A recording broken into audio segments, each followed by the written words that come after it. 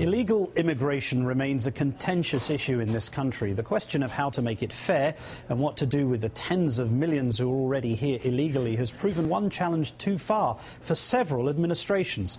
But today, the current president will try again to focus minds on the issue and offer a way forward. And as we wait for him to speak, I'm delighted to say that we have former five-time Republican Congressman for Colorado, Tom Tancredo. Good afternoon. Good afternoon, Mark. We'll get to your views on immigration in a moment, but first, in the wake of Osama bin Laden's killing, I'd like to remind you of something that you wrote in the Washington Times last July. You said, Mr. Obama is a more serious threat to America than Al-Qaeda.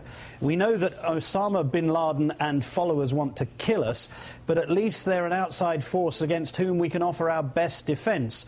But when a dedicated enemy of the Constitution is working from the inside, we face a far more dangerous threat.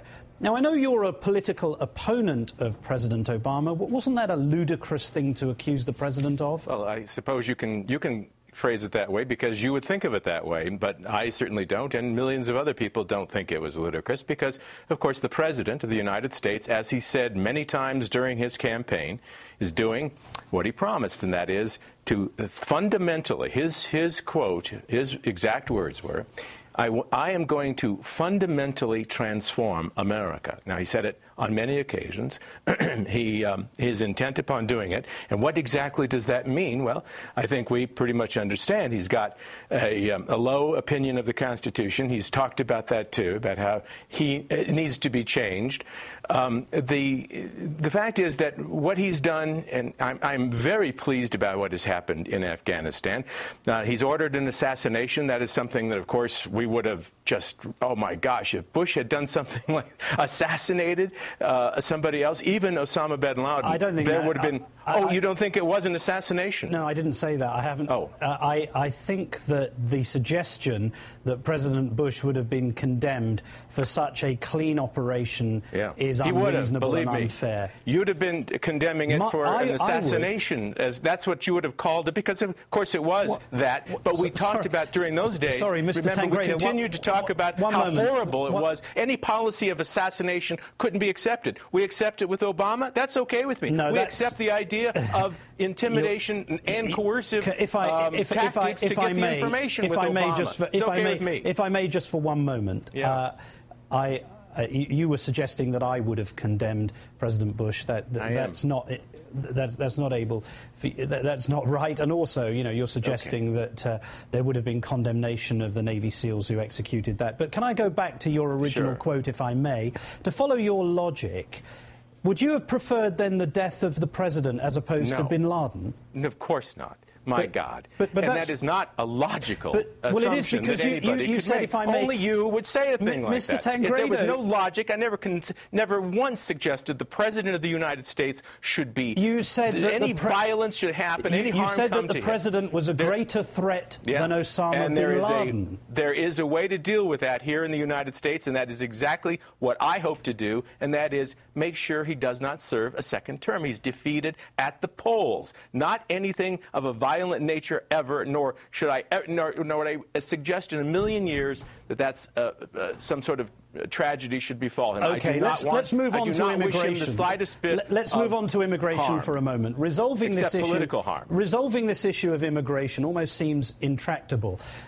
But you accept that this administration has made greater efforts to strengthen the border, would you, with hundreds of millions of dollars on high-tech fencing, aerial drones, doubling the number of border patrols compared with 2004? Would you accept that this administration has made greater efforts to deal with this problem?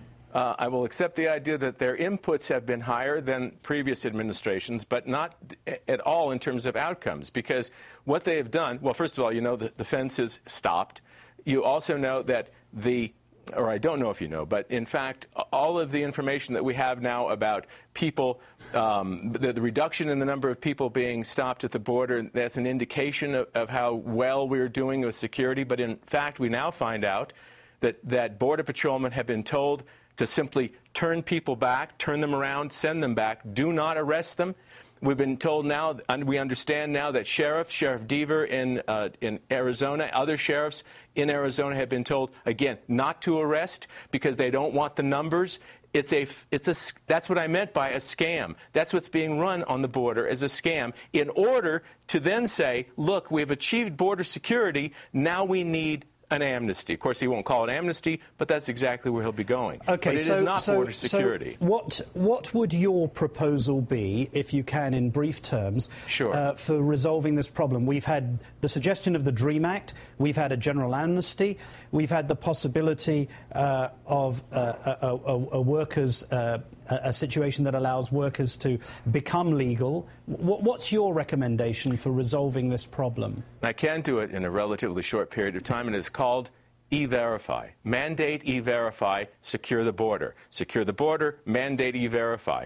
If, in fact, it is impossible or very difficult for a person who comes here illegally to obtain a job, they won't come, and those who are here will go home. They will self-deport. It has happened in Arizona. That's all you really need to do. You have to enforce it.